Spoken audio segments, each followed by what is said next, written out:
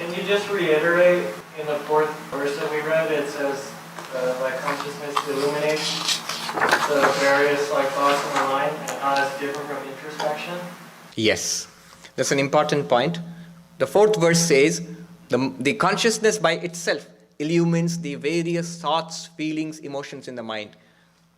Desire, kāmaḥ, saṃkalpa, thoughts, saṃdeha, doubt, śraddha, faith, aśraddha, lack of faith, dhṛtītare, fortitude, holding on to something, itara, etc. hrīr, modesty, dhī, understanding, bhī, fear, ityevam-ādīn, and all such things are illumined by consciousness itself.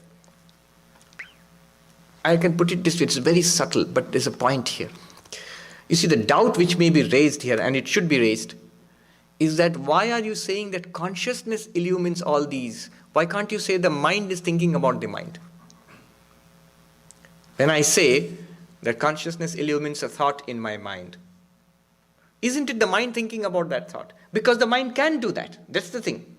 The mind is designed to think about things. So the things which the mind can think about are in the world outside. They are in the body. I can think about my body also. And I can think about my thoughts.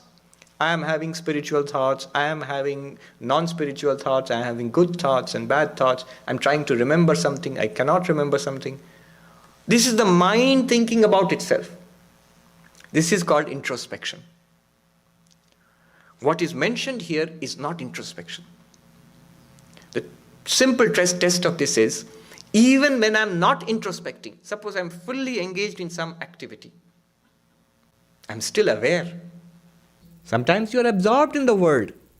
When you are watching an absorbing game, when you are listening to an absorbing talk, you are not looking into the thoughts in your mind. You should be absorbed in the object. And somebody is performing, a skilled surgeon is performing a difficult operation for hours together. The mind is completely absorbed in the action. He better not be introspecting. What are my feelings like? Am I watching the breath? No. Keep your mind on the operation. When you are not introspecting, that means when your mind is thinking about something outside, other than your mind, absorbed in something outside. This experience, did you experience it or not? You're not thinking about it, but did you experience it or not? Now there will be a sound. Did you hear it? Now when you think that I heard it, you're getting a memory and thinking about it. But when you heard it directly, it was a direct conscious experience, right?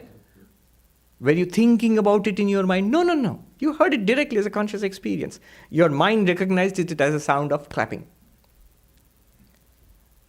And then when you look inside, okay, I remember I just experienced the Swami clapping his hands.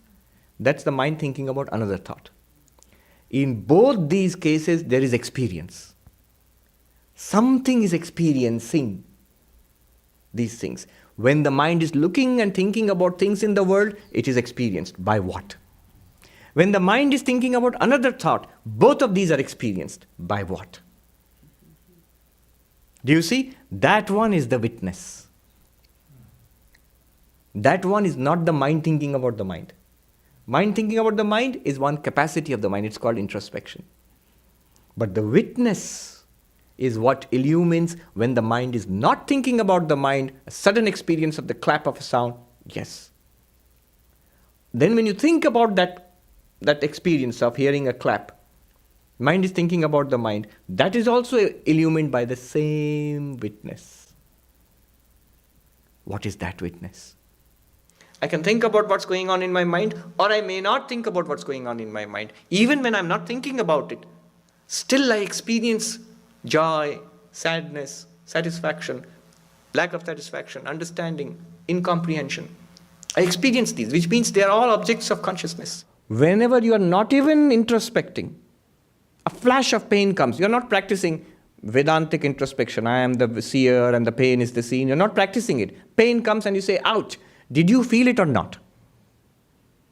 That which felt the pain, that which reacted with ouch, that one is the witness consciousness. Even when you are not trying to introspect. The great temptation by reading all this is to try to be a witness. There are meditation techniques where they tell you, now witness your thoughts, witness your sensations, witness your thoughts. And they are good meditation techniques. But Vedanta is not talking about that. The witness that Vedanta talks about is the witness whether you try or you do not try. Whether you ever read Vedanta or you do not read Vedanta, the witness is always the witness. It's not a created witness. It's not a witness we manufacture by effort. What they're pointing out is an existing truth. I remember a Swami in Uttarakhand explaining this, what we are reading. So he's explaining this. After having explained this, at the end of the class, he says, in Hindi, he says, what he said was, well, Swamis, we're all around with Swamis.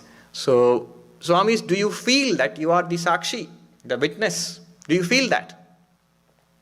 And now you do feel it, don't you, that you are the witness? And many of them nodded, yes. And what he said works very well in Hindi. He said, "Bahut bade gaddhe mein giroge." You're going to fall into a pretty big hole, which you have dug for yourself. The witness which you feel that I am the witness of everything, which I try to think of myself as the witness, I'm thinking about it. It's something that I'm generating with my mind. It was not there earlier. The moment you leave and you face a traffic jam on the 101, that witness will go away. It's something you're thinking about. The moment you stop thinking that I'm a witness, you don't feel that you're a witness anymore. That is not the real witness. Though I'm not saying that thinking like that is bad. Thinking like that is good. It's a good practice. But that's not the Vedantic witness, the real self. The real self is the self all the time. There is a witness all the time.